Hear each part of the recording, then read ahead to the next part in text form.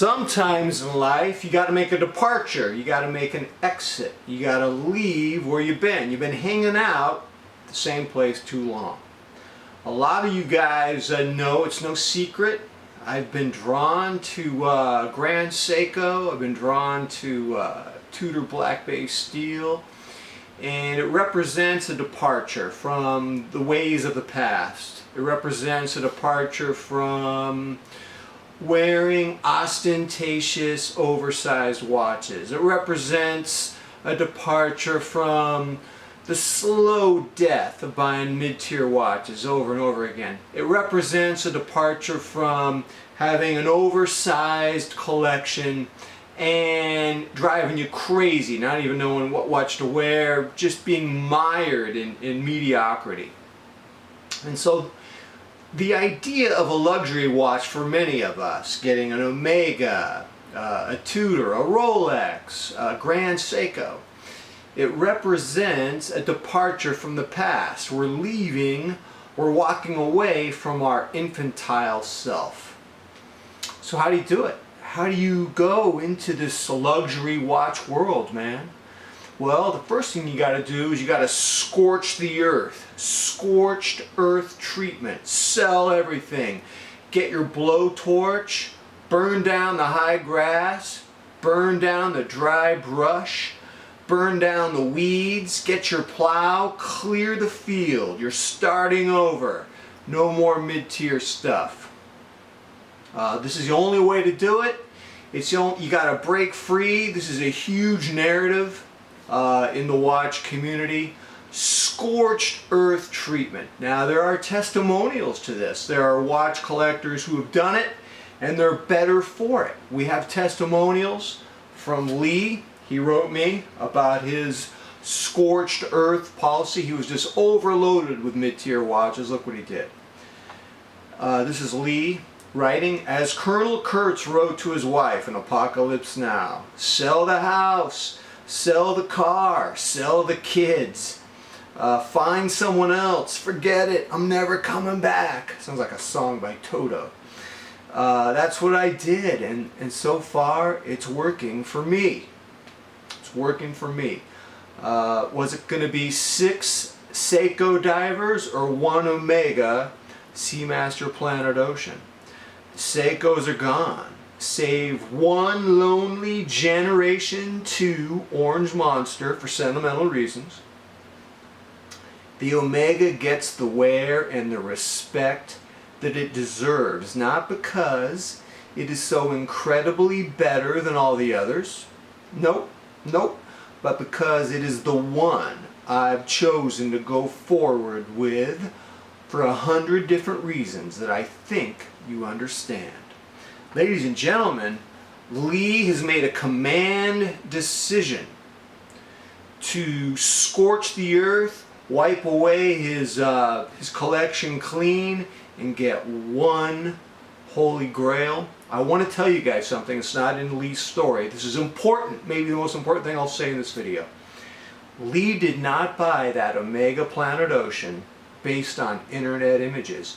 He repeatedly went into the boutique and he tried on that Omega, and every time he put it on, it did something to him that the other watches weren't doing. He couldn't deny it.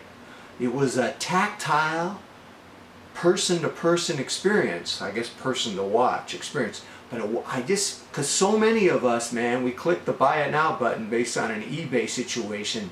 He went in several times. He tried not to buy it. But he was in there, man. His body was inside the watch boutique, and he put it on. And that's a huge thing to tell you. So how many of us are ready to scorch the earth? Are you ready to make a command decision? Are you ready to go down the currents of the luxury watch river like Lee did and sail off the ocean? Never look at your past again. Don't be like Lot's wife and turn into a pillar of salt. Well, you know what? It's not a clear-cut answer. It depends on who you are, what kind of person you are. Let me tell you what people are telling me about luxury watches. Now, we've already gone over the maintenance costs. And many of you correctly told me that, forget the maintenance costs because all your buying and selling and rebuying, I'm sure that all those funds could easily go for maintenance. I concede your point. Good point. I think a more common problem that we could look at is the fact that luxury watches from Grand Seiko, Rolex, and others often have a high polish. And the high polish scratches easily. Let's look at Bruno, who's experienced with these matters. The problem with Grand Seiko is the polishing.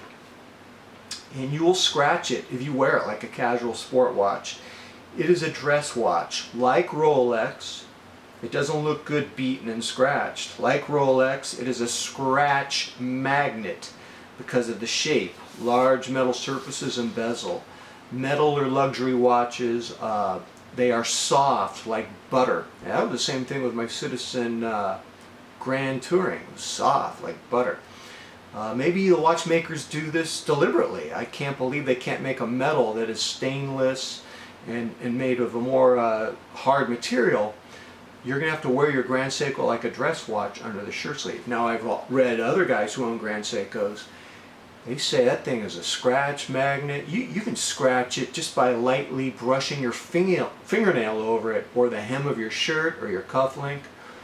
And for some of you, and there's no right or wrong answer here, that's too much of a problem, because now, not only is this luxury watch a scratch magnet, now it's an anxiety magnet. Some of you are saying, McMahon, I'm not spending $3,000, $4,000 or more on a watch, and then I put a big slash in it, a big gash, a big scratch. That's a giant turnoff. I don't think there's a right or wrong answer. Are you going to join Lee in the currents of Lake Luxury?